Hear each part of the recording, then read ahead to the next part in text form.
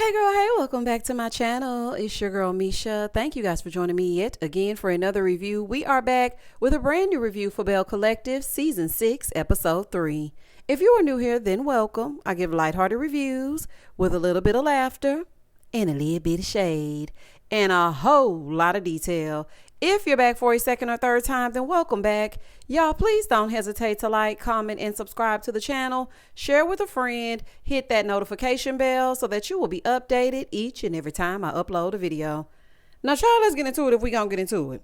When the episode first opens up, we head on over to Taste. And Latrice is being the hostess with the mostest. So she comes in, she sits down, she's on FaceTime with Selena. And Selena is at the hospital with her daughter. Now, I guess the daughter is going into labor, so there's a baby on the way. So then Marie shows up in another one of those onesies with the boots attached. Marie, please retire the chaps, okay? Now, I let you slide with the I'm a survivor camouflage boots. I let you slide. But now you got them damn glitter boots on. I am not finna play with you, Marie. Marie, goodbye. Marie is one of them people that go in the store, honey, and get one thing in every single color they got. I'm not finna play with you. So she sits down, she's talking to Latrice, and it is good to see the two of them actually getting along. Marie talking about, oh, God must have laid his hands on me. I'm like, nah, it ain't God, honey. It's Cedric over there laying his hands on you. And that's why you act like you got some sense. But they're sitting there, they're talking, and Marie is saying, you know, she's happy and loving on her man. So really and truly, you helpers can't get on my nerves. I'm like, I know that's right, honey. You seem actually much more calm, and we need that. So then Latrice's friend Amanda showed up. Hey, girl. But when Marie looked at Amanda, what is the fashions? Honey, wait a minute.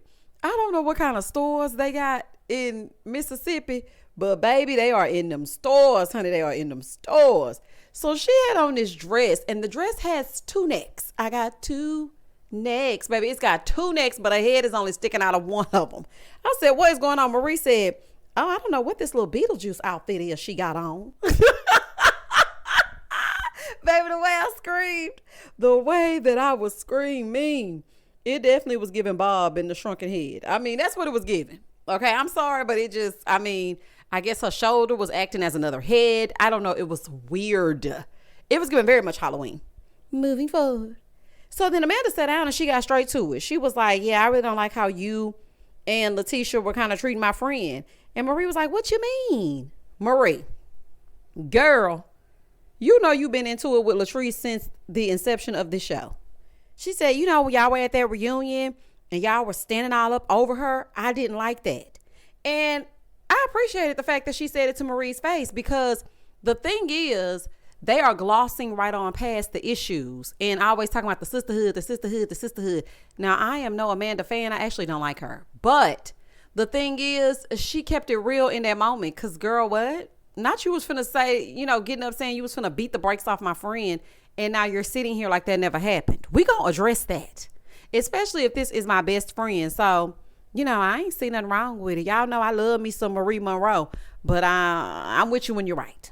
So they started talking about how Letitia really loves Latrice, and Latrice was like, Letitia's like my big sister, and child, I don't know what they got going on. If you want to be friends with them, go on, be friends with them, child. It couldn't be me. So then Latrice tells them, well, you know, I'm having a couples pool party. No partner, no party. Okay, you have to have a mate. So then she gets in a confessional, and the way she made up that excuse for Tambra, I said, baby, Tambra is her real true friend, okay? Talking about, you know, I'm not going to invite Tambra because Damon is probably going to be working or watching the baby. Sure, Jan. Sure. Amanda is single too. You know her and that man ain't together no more, and they ain't fooling me. Because the thing is, we have gotten absolutely nothing from Tambra but that intro. And that's every single season. I don't know what it is that is keeping Tambra's job alive. I really don't know.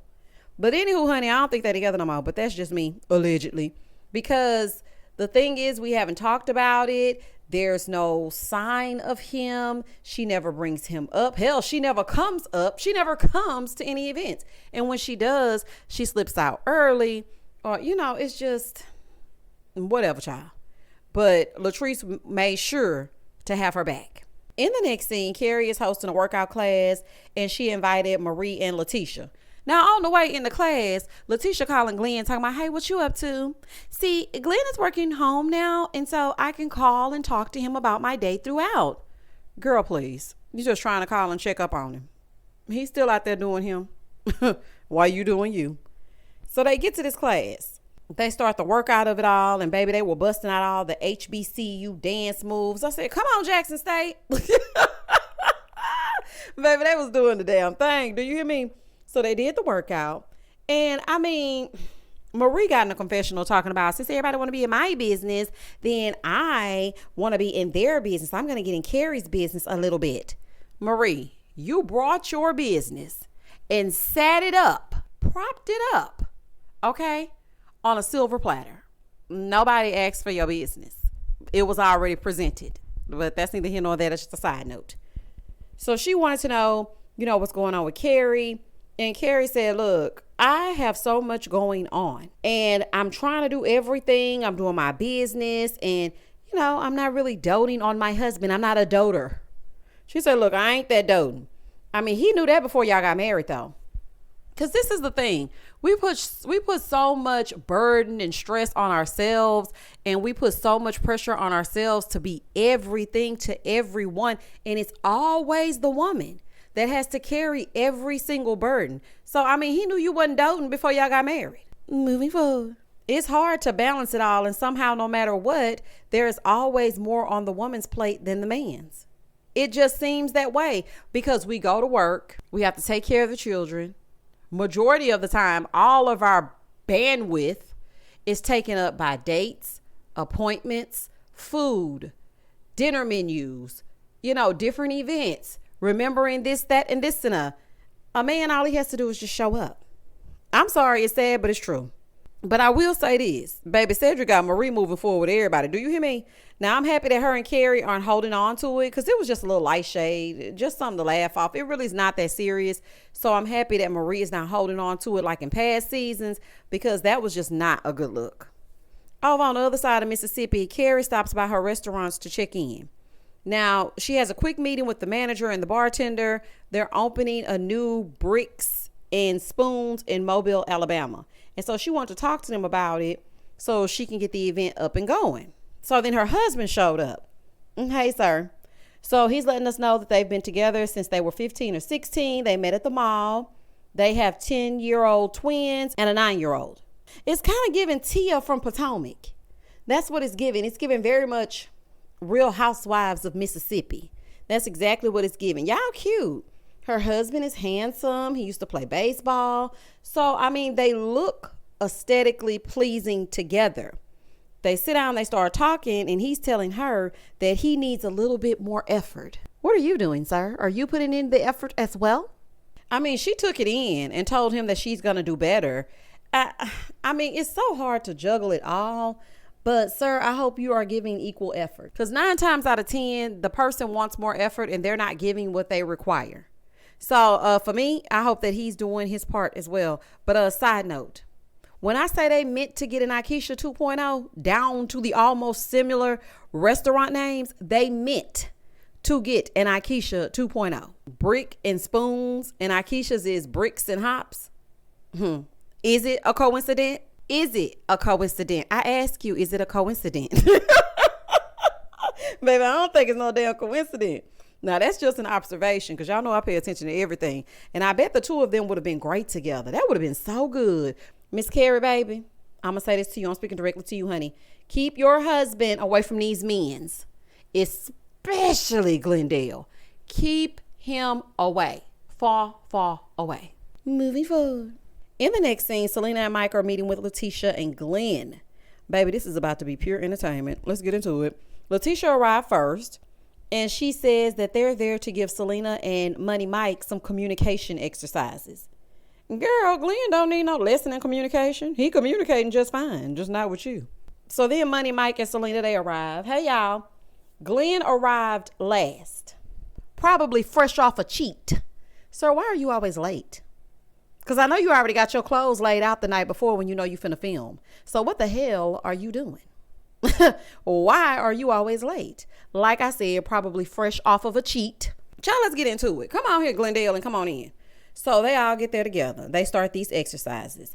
And I mean, the scene is starting off cute, but the way that Leticia is trying to lead them, like Glenn didn't have a damn tracker on her car, is crazy to me. I cannot take this seriously. Do y'all remember when Leticia tried to move into a secret apartment that Marie got in her name, but then Glendale popped up? It's this thing where he thinks he can do whatever the hell he wants to do. But if she does anything, he has a problem. He likes to control her, manipulate her. It's giving narcissist, honey. I know that word may be overused, but that's what it's giving. Patterns don't lie.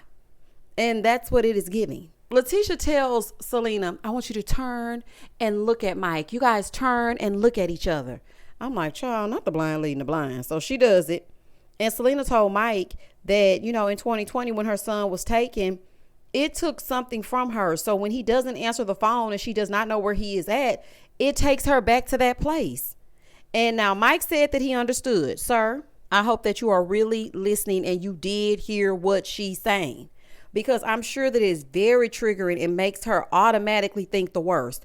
There's no reason that you should be MIA. People keep their phone. Let me tell you something. Now that we have cell phones, I don't want to hear, unless your phone is completely dead, which I don't buy that either, because everybody's always patting their pockets like they looking for a cigarette. You got a charger. You got a charger. Like, people be fiending to keep those phones on.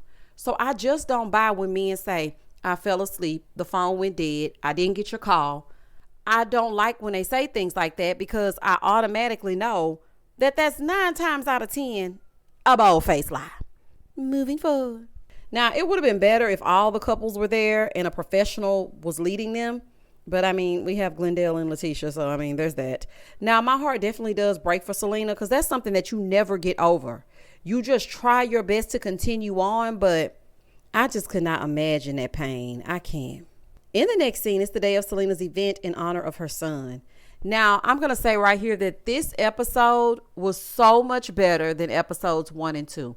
This was a really good episode. So I implore you, if you have not taken a look at it, to watch it. It was really good. So everyone is dressed in all white and giving very much angelic. She put together a panel of people who have experienced something similar to what she has, and they've gone through grief.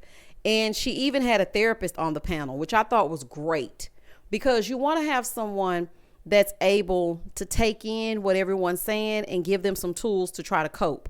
I thought this was absolutely beautiful. Everything looked nice. Child, Marie and Cedric done stepped out together. Everyone just looks so good. Everyone looks good in their white, but y'all know black people, we look good in white, baby. And I was also glad, with the exception of this one lady in the crowd, I thought everybody was doing good. I'm like, I am so glad that everybody followed the rules and everybody got the memo. Because people will come with a splash of color in a minute. That's the quickest way to piss me off. If I give you a directive and I say we're all wearing black and you show up in teal, you will be turned away. I'm sorry. A theme is a theme, and that's just that on that. Now, Cliff, I let you slide with your jeans on, okay? Because I know you're an older gentleman, and y'all ain't putting on white from head to toe. But the rest of them, everybody had on white except this one random lady in the audience. I was just like, girl, what is happening, honey? I hate when people try to add color.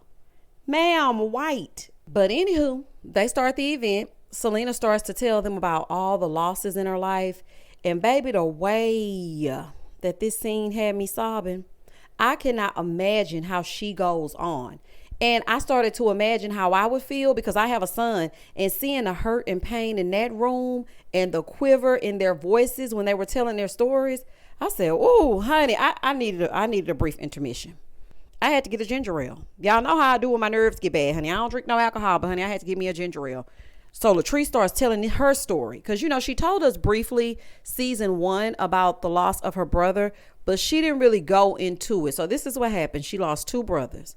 Now, one brother she was extremely close to. So she called him and she said, you know what?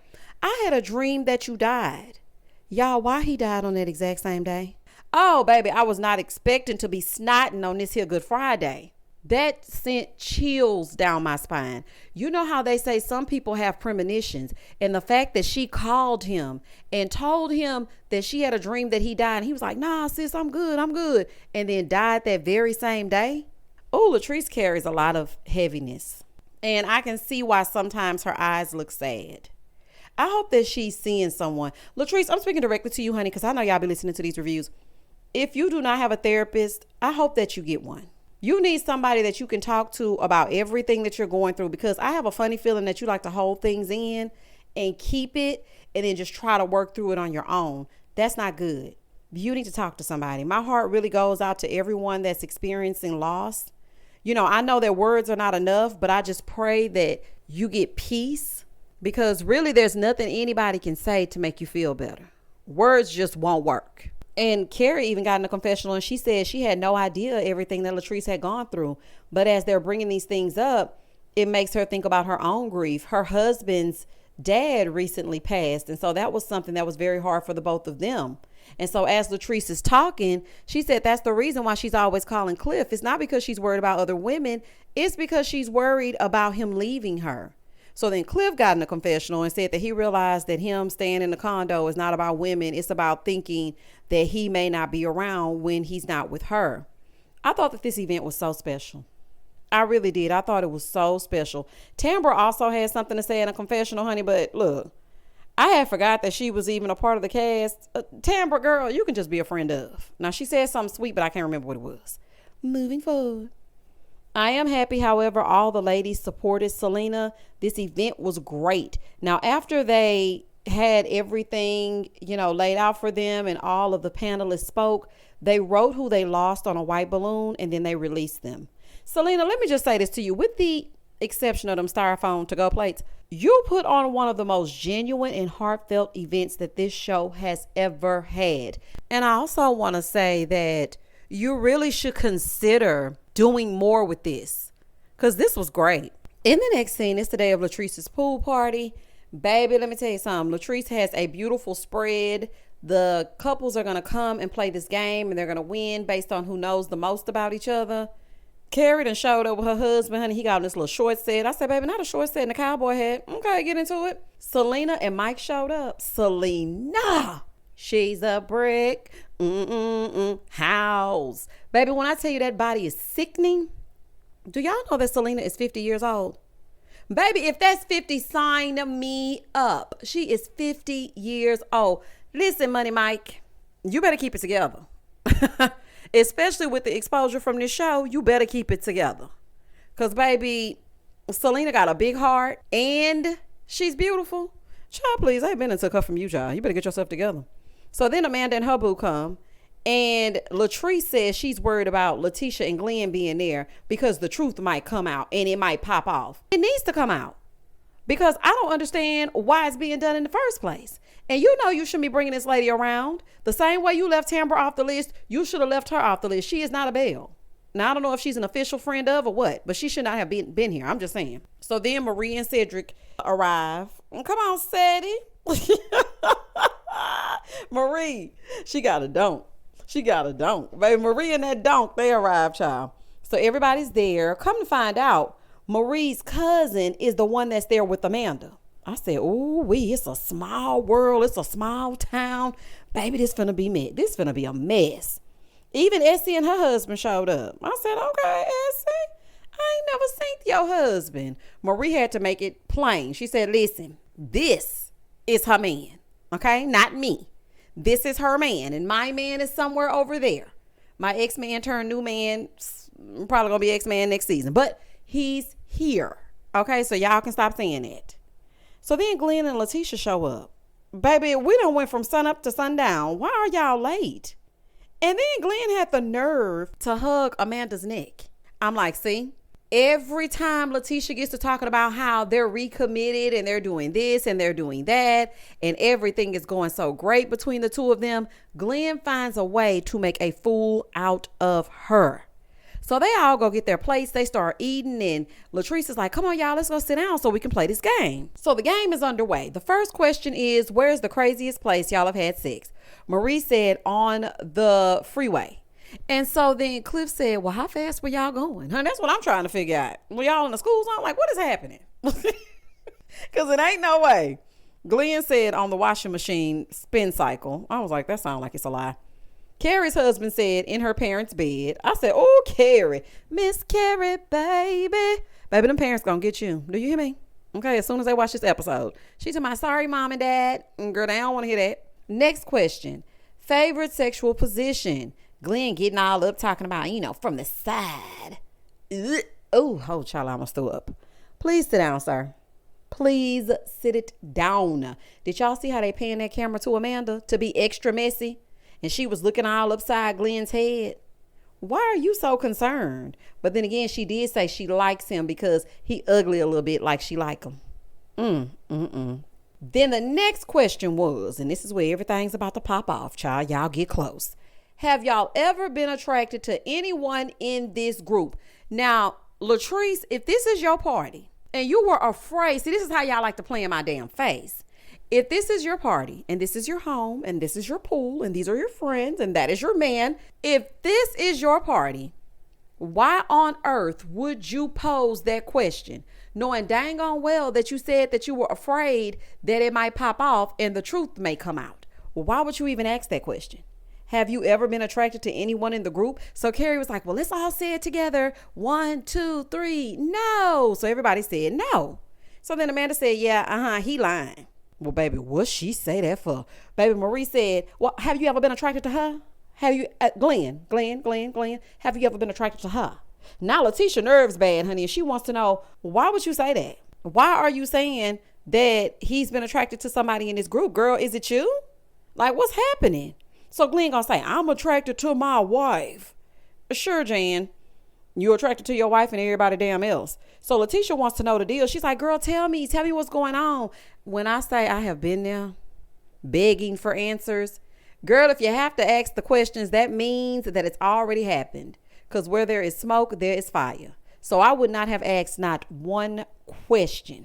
So Letitia wants to know the deal. And Amanda said, well, we can go outside and talk. Here go Marie. No. We playing a game. Y'all need to stay in here. We're playing a game. Marie, they finna go outside, girl. So they go outside. And here she go again. Talking about, I really don't like how y'all was treating my friend. Girl, shut up. Get into the reason why you said that out loud at this damn party. And to be honest, that woman Amanda got a nasty spirit, honey. I don't care what y'all say. I don't care how y'all try to spin it. I got my problems with Letitia and whatnot. But what you will not do is come and try to make this woman feel bad.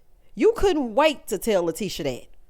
You came there with the sole purpose to tell her that. And anybody who doesn't think that this was orchestrated is a fool. It's a plot and a scheme that was set up to come to Letitia with the bush. Okay, it was set up. It was not coming from a good place. It's not like you wanted her to know that she's being mistreated. No, you just want to prove you better than her and you can get her man. Because on that previous episode, well, I mean, look at me and look at her. That was nasty. And this right here is nasty too. You just want to be seen, child. But anyway, inside, Javon, who was with Amanda, says, yeah, I saw the DMs, homie. Like, I'm not going to try to explain nothing to you, but I saw the DMs. So then Glenn gets up, starts yelling, getting all loud. And I'm like, you know what? You love to get aggressive with women. But when Willie was about to pulverize you and that terror squad chain of yours, you were hiding behind Cliff. You need to sit down and back up. Always trying to get hype and get in a woman's face. Just weak. You're weak sauce. So then Marie goes running outside and she's like, Letitia, go get Glenn. Because Javon's saying that she see the message and go get Glenn. I'm like, this is ridiculous. Listen to me, Letitia. I'm speaking directly to you, honey. Use that paralegal knowledge and divorce Glendale. He embarrasses you every single season. And I know you are not that desperate for a check that y'all are using your marriage to get this show where it needs to be. So if this is all made up and this is a lie and this is editing and this is not true and you guys put this together, then you need to say that. Because from where I'm sitting, he's making you look like a damn fool. And Carlos King, I'm speaking directly to you. I'm about tired of old grimy Glenn jumping up in women's faces. I don't want to see it no more. Okay, I really don't. If he wants to cheat, then he needs to leave Letitia alone. And Letitia, you need to get some self-esteem because he already knows that y'all been together for forever since you were in high school and you ain't going nowhere. And I keep telling you, you got to show him better than you can tell him, but you're not going to do it. And he knows it. And that was the end of the episode. To be continued. Listen, the part where everything pops off came like in the last 4 or 5 minutes. And I was thinking that we was really finna get into some things. Whole time we ain't getting into nothing because the episode is about to end. Latrice, your hands are not clean, honey. That question came out of that bowl and it came from your house, and you are the person who put that game together. So now here y'all are. But you know what? This is what happens. This is just stemming from what went down last season. Now y'all are wrapped up in a whole bunch of mess. You and Letitia were thick as thieves last season, coming off the heels of her wanting to beat you up the season before. So now here we are. I don't know if this is payback. I don't know what, but we could have really done without Amanda. And at first I thought, you know what? Tambra was sitting up there skinning and grinning. But then I thought about it. Tambra has a right to skin and grin. And y'all just hear me out. When Tambra was going through what she was going through, Marie and Letitia brought that decorator, who was supposed to be Letitia's best friend, and sat that lady in front of Tambra. As many times as Tambra told her to leave her alone with that lady, they positioned that lady in her face several times. So, I mean, I guess it's just her turn. Y'all comment down below and tell me exactly what y'all thought about this episode. I thought this episode was very good. Selena, again, the event was beautiful. All of y'all looked so nice. The event was decorated beautifully. The message behind it was beautiful. It was just a great, great event. Selena, I really think that you should take this on the road, because this would be something that could really help a lot of people. It's not something that we talk about. You know, we go to the funerals, we go through our grief, and we just keep pushing. But to actually be able to release, that's something that people will want to get behind. I'm just saying. All right, y'all, comment down below. Tell me exactly what you think. Comment, and I'm going to comment back. Please don't hesitate to like, comment, and subscribe to the channel. And as always, stay safe, stay blessed, spread love, not germs. Peace.